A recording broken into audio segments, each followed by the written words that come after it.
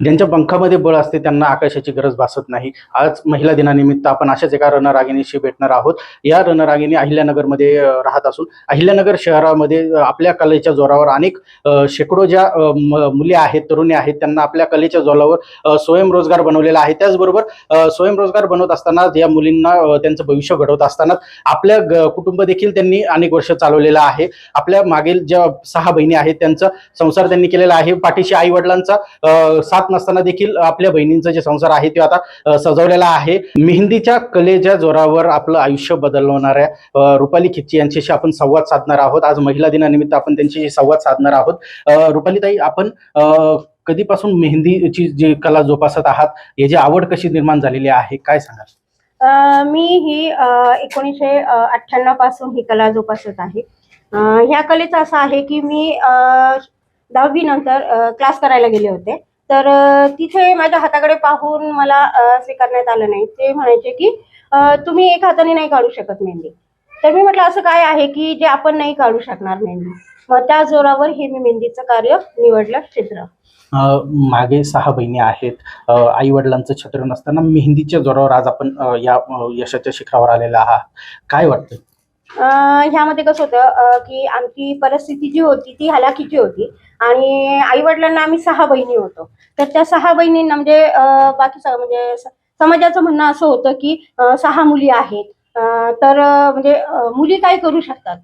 आई वडिलांना प्रत्येक जण म्हणायचं की तुला 6 मुली आहेत, मग त्या काय करणार आहेत. तर मला एक समाजाला असं दाखवायचं होतं की एक फक्त मुलगाच वंशाचा दिवा होऊ शकत नाही, एक मुलगी सुद्धा वंशाचा दिवा होऊ शकते.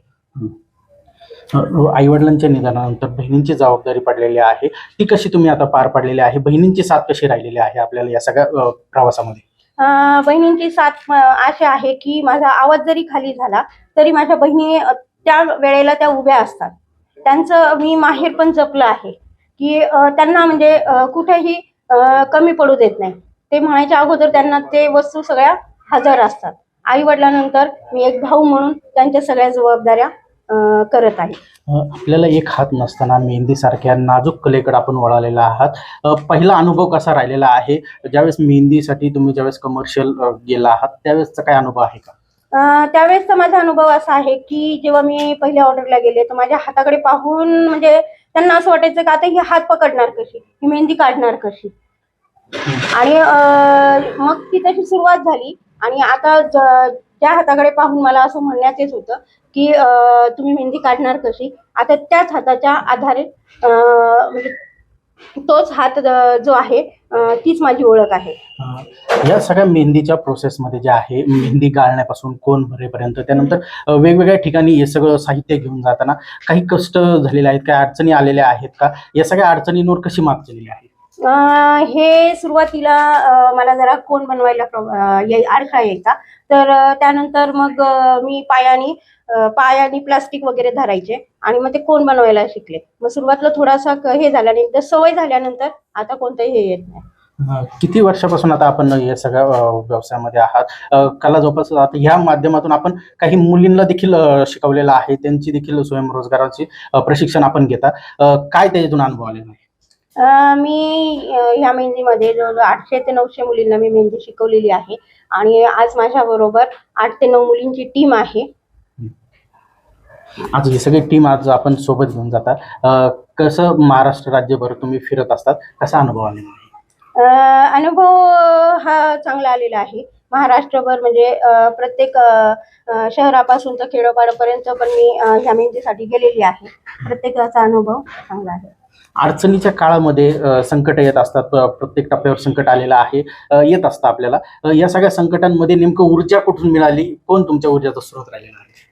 माझ्या ऊर्जाचं सर्वात पहिले माझ्या ज्या बहिणीची सासूबाई आहे चंद्रलेखा आणि आई माझी, त्यांनी मला ह्याच्यामध्ये ऊर्जा निर्माण केलेली आहे. आणि त्यानंतर जे सोनाली डुंगरवाल म्हणून आहेत, जे नगरमध्ये आपले आनंद ट्रेडिंगवाले आहेत, तर त्यांच्या मुलीनी मला खरं तर ह्यामध्ये म्हणजे ती माझी 2001 मधली पहिली ब्राईड होती आणि त्यांनी मला शिकवलं की मेहंदीमध्ये दुल्हा दुल्हन असतात, ढोल कलश वगैरे असतात. म्हणजे ती पहिली जी ब्राईड होती, आम्ही सकाळी 10 वाजता सुरुवात केली होती, संध्याकाळी 11 वाजेपर्यंत माझी ती मेहंदी चालू होती. तो माझा पहिला अनुभव होता.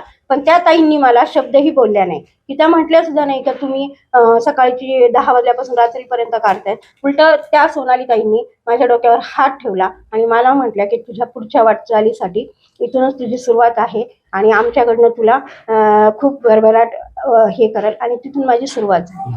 या सगळ्या प्रवासामध्ये आपण पाहतो की अनेक दिव्यांग बांधव असतात की ज्या यशाची शिखरगात असतात. प्रवास खडतर प्रवास त्यांचा सुरू असतो. त्या सगळ्या दिव्यांग महिलांसाठी आपण काय संदेश द्याल? मी त्यांना हे सांगाल की तुम्ही स्वतःला कधी कमजोर समजू नका आणि तुम्हाला जर कोणी काही म्हटलं तर तुम्ही खचू नका. तुम्ही जर ठरवलं तर तुम्ही सगळ्या गोष्टी करू शकता. हेच मी सांगेन. शेवटचा प्रश्न, या सगळ्यामध्ये आता पुढचा टप्पा काय राहणार आहे? पुढचे काही उद्दिष्ट तुम्ही ठरवलेले आहेत का?